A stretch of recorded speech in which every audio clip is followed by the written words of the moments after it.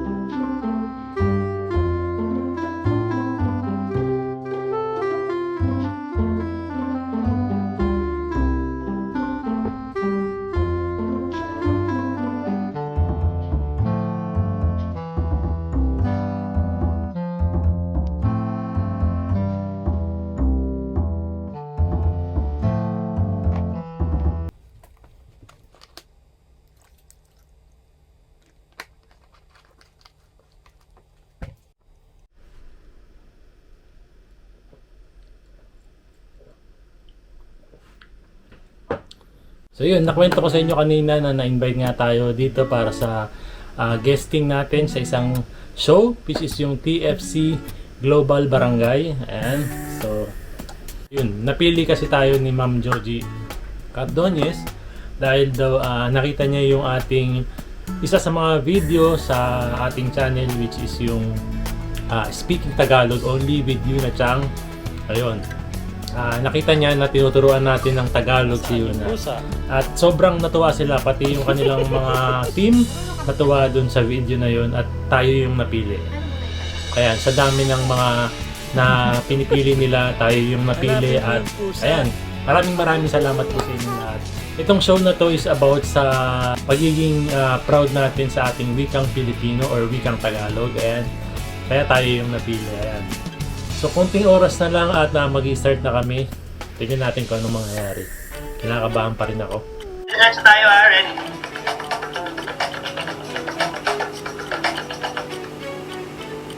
At kung may nagbabalik, ready na ba? Ay, sorry, wala kang maninikip.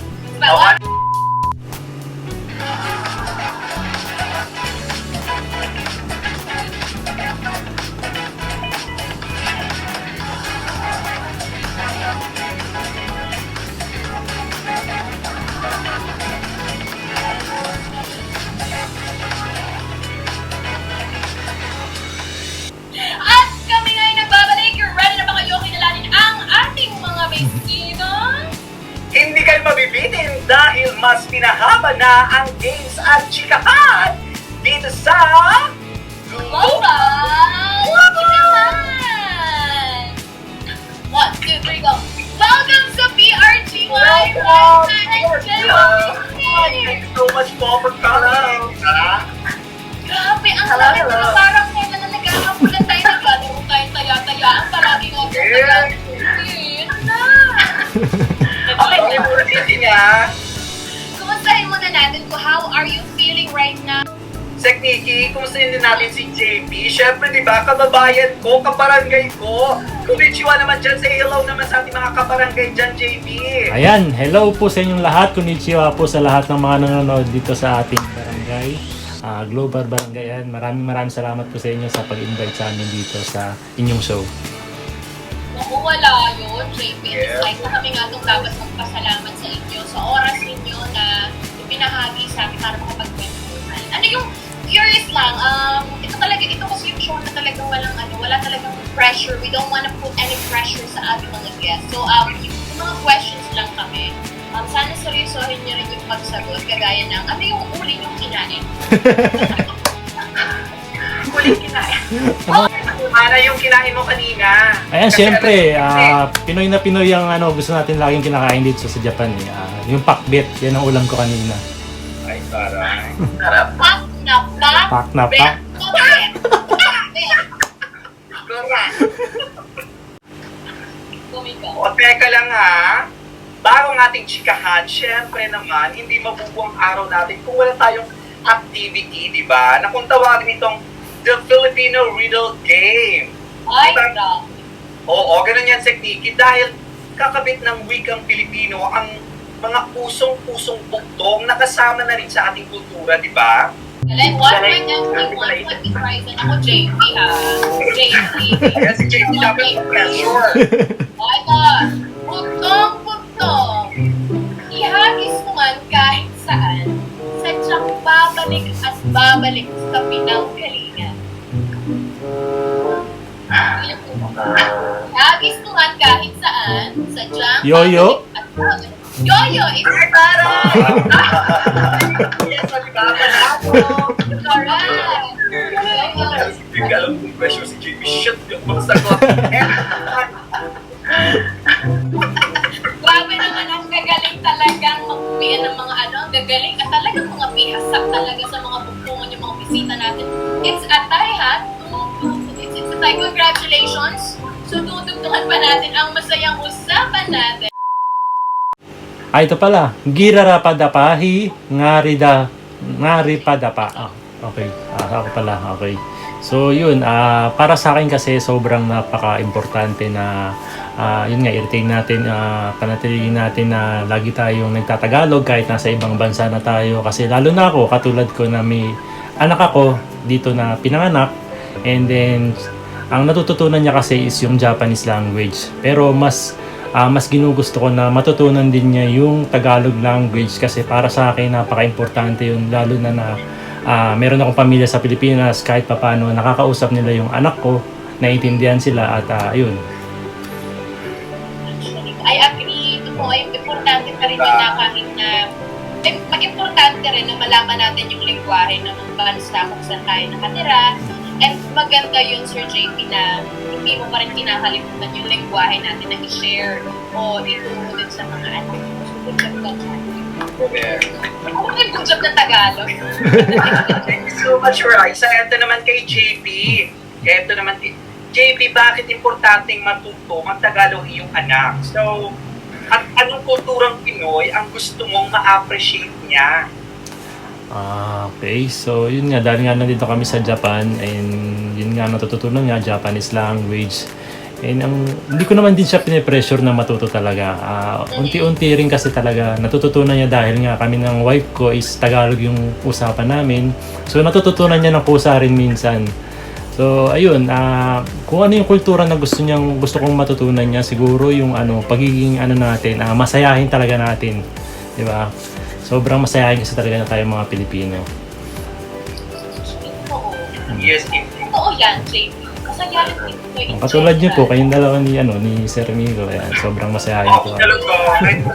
Kaya nakaka-proud po kayong dalawa po talaga na Mas nakaka-proud ka, JP. Oo. Batang na lang sa'yo, sinasabi ko na yun sa'yo. Nakaka-proud ka, JP. JP, ito na din. Ayan, hello po sa lahat ng mga kabis natin na nanonood ngayon and sa lahat po ng mga subscribers namin sa JP Noy Vlogs. Ako po si JP Enriquez, isang YouTuber dito po sa Japan and share po namin yung buhay namin dito sa Japan bilang isang Pilipino. And yun, please support po JP Noy Vlogs and maraming salamat po sa inyo. Ayan, maraming salamat, JP, and of course, Raisa.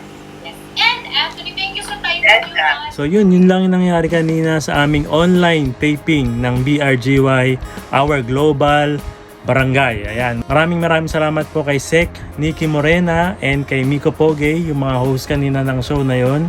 And sobrang, nag-enjoy naman kami doon. And maraming salamat din kay Ma'am Joji, ayan, na nag-invite sa akin para mag-guest dun sa show na yon. Ayun, and maraming salamat din sa ating mga subscriber. Maraming salamat din sa ating mga viewers. Ayan, na nanonood sa JP Noy Vlogs. Ayan, kung di dahil sa inyo, hindi tayo mapipili sa isa sa mga guest ng show na to. Ayan. So dahil sa suporta nyo, ayan, napili tayo para mag-guest dito. And ayun, kung gusto nyo mapanood yung full video ng show na to, mapapanood ito sa TFC, ayan, sa The Filipino Channel, worldwide. Ayan, mapapanood to sa buong mundo, sa iba't ibang bansa. Mapapanood ito ng mga kapwa Pilipino natin sa iba't ibang bansa. Ayan. Maraming salamat sa inyo sa patuloy na suporta nyo sa aming mga video, sa aming channel, ayan, sa JP Noy Vlogs. Ayan. Salamat po. Ayan, thank you po sa inyong lahat and sayonara.